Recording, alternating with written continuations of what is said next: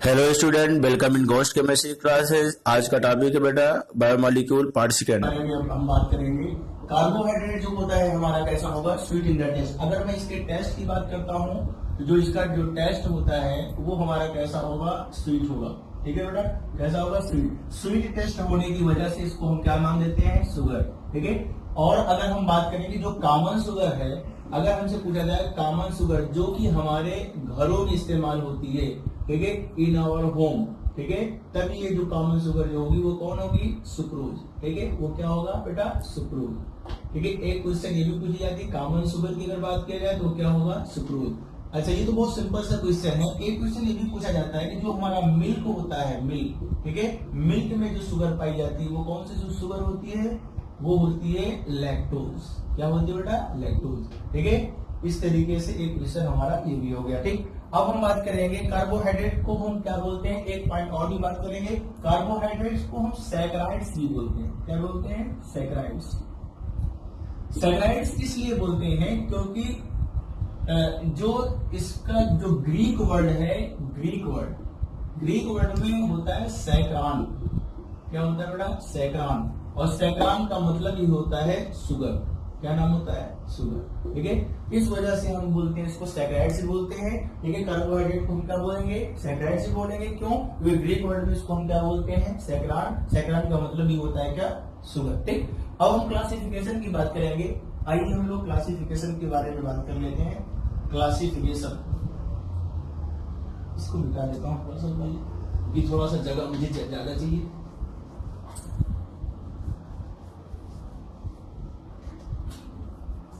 हम कार्बोहाइड्रेट के क्लासिफिकेशन के बारे में बात करने जा रहे हैं बेटा। क्लासिफिकेशन की अगर बात करूं तो सबसे पहला क्लासिफिकेशन हम बात करेंगे on the basis of behaviour on hydrolysis. सबसे पहला क्लासिफिकेशन होगा on the basis of behaviour, on the basis of behaviour on hydrolysis. ठीक है, हाइड्रोलिसिस के आधार पर हम इसको डिवाइड करेंगे। हाइड्रोलिसिस के आधार पर अगर हम इसको डिवाइड करें तब हम इसको मेन 3 ग्रुप में डिवाइड कर सकते हैं। ठीक है, जैसे कि हम बात करें कार्बोहाइड्रेट है ये, अगर मैं इसको डिवाइड करूं तो एक होता है हमारा बेटा क्या, मोनोसैकेराइड्स। इसके बारे में बात करेंगे, मोनोसैकेराइड्स के बारे में बात करेंगे। ठीक है, उसके बाद हमारा जो है वो हमारा क्या होगा, ओलिगोसैकेराइड्स के बारे में बात करेंगे। ओलिगोसैकेराइड्स के बारे में बात करेंगे, ओलिगोसैकेराइड्स के बारे में बात करेंगे। ठीक है, उसके बाद हम बात करेंगे पॉलीसैकेराइड्स, पॉलीसैकेराइड्स के बारे में बात करेंगे। ठीक है, मोनोसैकेराइड्स का मतलब ये होता है कि अगर हम बात करें ऐसा कार्बोहाइड्रेट जिसको हम हाइब्रिडाइज ना कर सके, या हाइब्रिडाइज ना करने का मतलब ये है कि अगर इस मोनोसैकेराइड्स की हाइड्रोलिसिस करता हूं और जो मेरा सिंपलर मॉलिक्यूल बनता है वो अगर पॉली ऑप्टिकली एक्टिव पॉलीहाइड्रॉक्सी एल्डिहाइड या कीटोन ना हो, इस तरीके की कंडीशन को फॉलो नहीं करेगा, तब वो कार्बोहाइड्रेट हमारा कौन सा होगा, मोनोसैकेराइड। कहने का मतलब एक सिंपल सा वर्ड है, हम इसको बोल सकते हैं कैन नॉट हाइड्रोलाइज। ठीक है, ऐसा कार्बोहाइड्रेट जिसको हम हाइड्रोलाइज ना कर सके, ठीक है, उसे हम क्या बोलेंगे, मोनोसैकेराइड्स। ठीक, और अगर हम बात करें कि अगर इस इन नेचर, एक क्वेश्चन ये भी पूछा जाता है, इन नेचर में जो पाए कितने हमारे मोनोसैकेराइड्स पाए जाते हैं, 20। ठीक है, 20 मोनोसैकेराइड्स हमारे क्या होते हैं, नेचर में पाए जाते हैं। ठीक है, एग्जिस्ट करते हैं, ऐसे भी बोल सकते हैं। और कुछ इसके एग्जाम्पल भी हैं, जैसे कि हम बात कर सकते हैं ग्लूकोज की बात करेंगे बेटा, फ्रक्टोज की बात करेंगे, ग्लूकोज फ्रक्टोज की बात करेंगे, राइबोज की बात करेंगे, एंड सो ऑन, बहुत सारे हैं। इस तरीके से हम बात कर सकते हैं। ठीक है, और ओलिगोसैकेराइड्स की अगर बात किया जाए कि ओलिगोसैकेराइड्स का मतलब होता है, ओलिगो के नाम से ही पता चल रहा है, ओलिगो का मतलब होता है कुछ।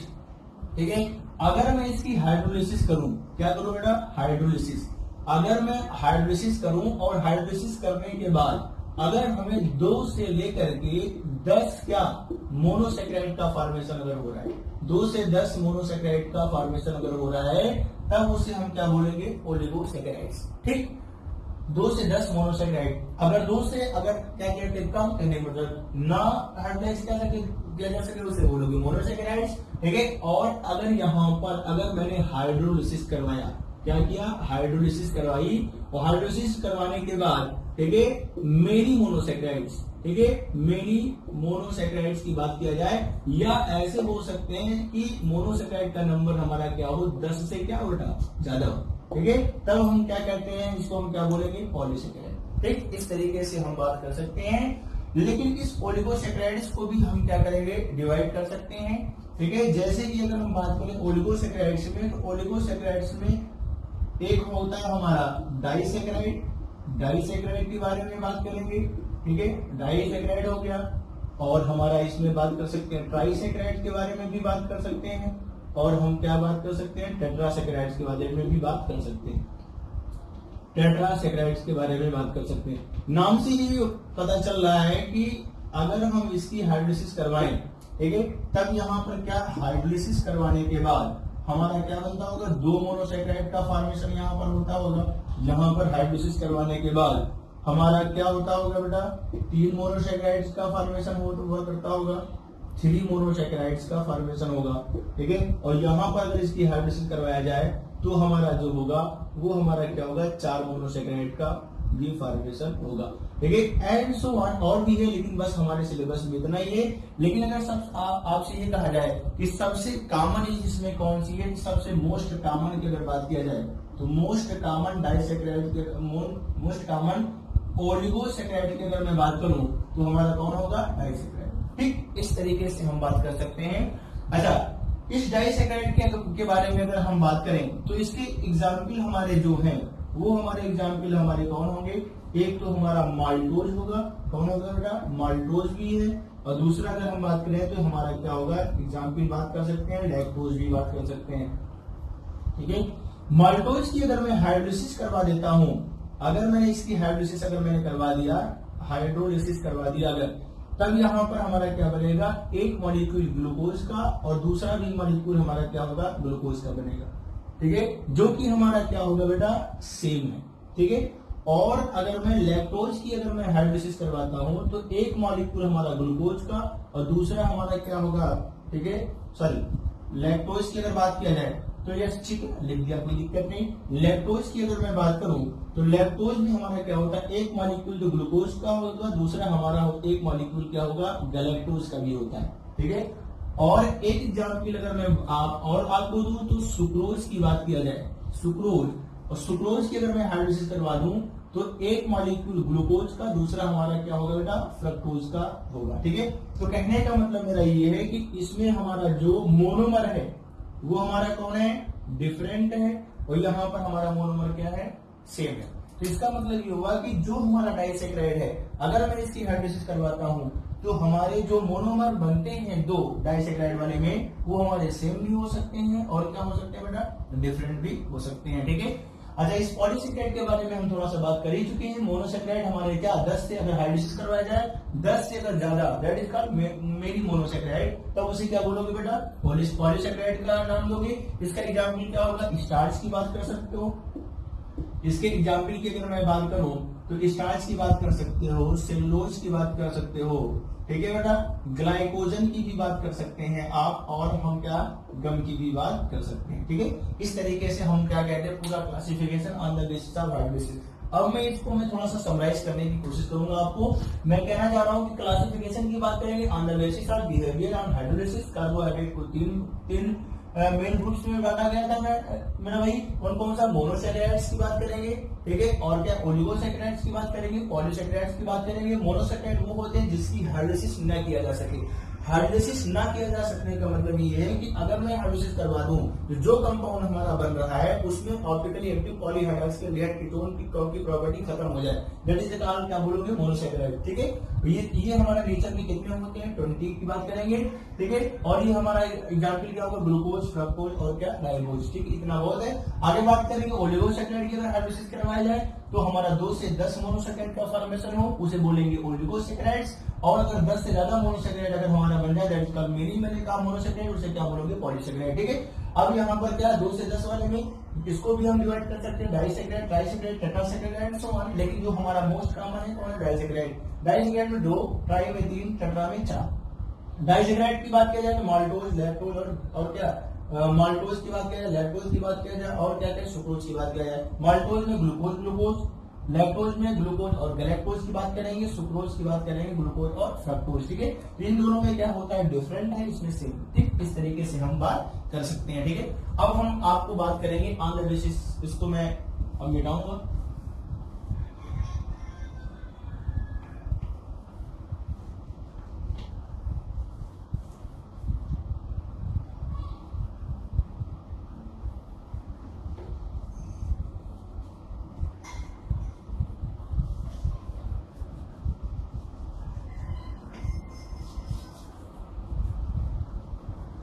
ठीक, on the basis of test की बात किया जाए, अगर हम बात करें on the basis of test की बात करूं तो हालांकि एक ही है, इसमें कोई दिक्कत की बात नहीं है। ऑन द बेसिस ऑफ अगर टेस्ट की अगर बात करूं तो सारे के सारे हमने क्या बताया, कार्बोहाइड्रेट कैसे होते हैं? स्वीट इन द टेस्ट होते हैं, इस वजह से इनको हम क्या बोलते हैं बेटा? शुगर बोलते हैं। लेकिन हमारा जो कार्बोहाइड्रेट पॉलीसेकेराइड की बात किया जाए तो वो जो पॉलीसेकेराइड होता है, वो हमारा जो पॉलीसेकेराइड की बात किया जाए, पॉलीसेकेराइड्स की अगर मैं बात करूं तो पॉलीसेकेराइड हमारा क्या होता है? Not in sweet. ठीक है, नॉट स्वीट लिख लो।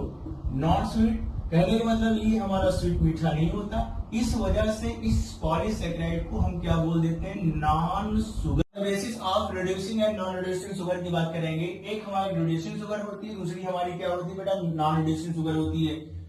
रिड्यूसिंग नॉन रिड्यूसिंग हम ये देखते हैं कि कौन हमारा फेलिंग सोल्यूशन और हमारे टॉलरेंस रीजन की अगर बात किया जाए, कौन हमारा रिड्यूस कर पा रहा है। फेलिंग सोल्यूशन टॉलरेंस रीजन को जो रिड्यूस कर लेगा उसे बोलेंगे हम रिड्यूसिंग शुगर, और जो हमारे फेलिंग सोल्यूशन और टॉलरेंस रीजन को जो रिड्यूस नहीं कर पाएगा उसे बोलेंगे नॉन रिड्यूसिंग शुगर। ठीक, अगर मैं बात करूं तो जितने भी हमारे क्या होते हैं? मोनोसेकेराइड्स होते हैं, चाहे वो हमारे एल्डोज वाले हों, एल्डोज का मतलब होता है एल्डिहाइड ग्रुप का होना अगर हो, और कीटोज का मतलब ये है कि कीटोनिक ग्रुप हो। कोई भी मोनोसेकेराइड हो, चाहे वो एल्डोज वाला हो, चाहे वो हमारा कीटोज वाला हो, सारे के सारे मोनोसेकेराइड्स हमारे कैसे होंगे? रिड्यूसिंग क्या होंगे? शुगर। ठीक है, और डाइसेकेराइड भी हमारे रिड्यूसिंग शुगर होते हैं, लेकिन ये शर्त है कि अगर उस डाइसेकेराइड में डाइसेकेराइड 2 मोनोसेकेराइड जुड़े होंगे, अगर उस डाइसेकेराइड में अगर एल्डिहाइड या कीटोनिक ग्रुप हमारा क्या है? फ्री है। अगर हमारा एल्डिहाइड या कीटोनिक ग्रुप अगर फ्री होगा तब वो डाइसेकेराइड हमारा कैसा होगा? रिड्यूसिंग होगा, जिसका एग्जांपल हमारा माल्टोज है और हमारा क्या होगा? लैक्टोज है, जो कि हम अगले वीडियो में आपको हम प्रोवाइड करवाएंगे किस तरीके से इसको दिखाऊंगा। ठीक है, और नॉन रिड्यूसिंग शुगर हमने बताया भी कि जो फेलिंग सोल्यूशन और टॉलरेंस रीजन को रिड्यूस ना करे उसे क्या बोलोगे? Non reducing sugar. इसका एग्जांपल हमारा कौन होगा? डाइसेकेराइड। डाइसेकेराइड भी हो सकता है कब? जब एल्डिहाइड या कीटोनिक ग्रुप हमारा क्या हो? Not free. एल्डिहाइड या कीटोनिक ग्रुप हमारा क्या हो? फ्री ना हो, पूरी तरीके से क्या होगा ना भाई? बॉन्डेड हो। ठीक है, बॉन्डेड हो तो हमारा क्या होगा? वो हमारे फेलिंग सोल्यूशन और क्या कहते हैं? टॉलरेंस रीजन को हमारा रिड्यूस नहीं कर पाएगा, इसलिए कैसा होगा? Non reducing sugar. इसका एग्जांपल कौन है? सुक्रोज। ठीक है, और जितने भी पॉलीसेकेराइड होते हैं, पॉलीसेकेराइड में वो सारे के सारे पॉलीसेकेराइड भी हमारे कैसे होते हैं? Non reducing sugar. ठीक, क्यों पॉलीसेकेराइड? क्योंकि इस पॉलीसेकेराइड में बहुत सारे मोनोसेकेराइड्स होते हैं और वो मोनोसेकेराइड एक दूसरे से बाइंड अप होकर के पॉलीसेकेराइड का फॉर्मेशन करते हैं, जो कि नेक्स्ट वीडियो में ये आपको प्रोवाइड करेंगे हम। ठीक है, इस तरीके से ये है। अब हम कह रहे हैं कि हमने on the basis of behaviour और हाइड्रोलिसिस की बात किया था, मोनोसेकेराइड था, ओलिगोसेकेराइड था, पॉलीसेकेराइड था। अब हम सबसे पहले बात करेंगे मोनोसेकेराइड के बारे में बात करेंगे। ठीक है, classification on the basis of number of carbon atom and functional group. Functional group में अगर एल्डिहाइड ग्रुप होगा तो एल्डोज बोलेंगे, कीटो ग्रुप होगा तो उसे कीटोज बोलेंगे। ठीक, इस तरीके से अगर नंबर ऑफ कार्बन एटम अगर 3, 4, 5, 6, 7 इस तरीके से ट्रायोज, टेट्रोज, पेंटोज, हेक्सोज और हेप्टोज बोलेंगे। सब कुछ एनसीईआरटी में दिया गया, आप इसको देख सकते हैं। ठीक है, एल्डिहाइड अगर ग्रुप होगा तो बस इसमें सब में एल्डो एल्डो वर्ड लगा देना, और अगर कीटो ग्रुप होगा तो कीटो कीटो लगा देना। बस इसमें ही सबसे ज्यादा इंपॉर्टेंट पॉइंट ये है कि अगर मैं एल्डो हेक्सोज के एग्जांपल की अगर मैं बात करूं तो एल्डो हेक्सोज का एग्जांपल जो होगा वो क्या होगा? ग्लूकोज। ठीक है, क्या होगा बेटा, ग्लूकोज। ठीक है, क्योंकि ग्लूकोज में हमारा क्या होता है, एल्डिहाइड ग्रुप हुआ करता है। ठीक है, और 6 कार्बन की चेन भी होती है, दैट इज कॉल्ड क्या बोलो, ग्लूकोज। ठीक है, इसका फार्मूला भी आपको मालूम होगा, C6H12O6 की बात करते हैं, ये हमारा हो गया ग्लूकोज। ठीक है, और कीटो हेक्सोज का भी ये बड़ा ही क्वेश्चन है।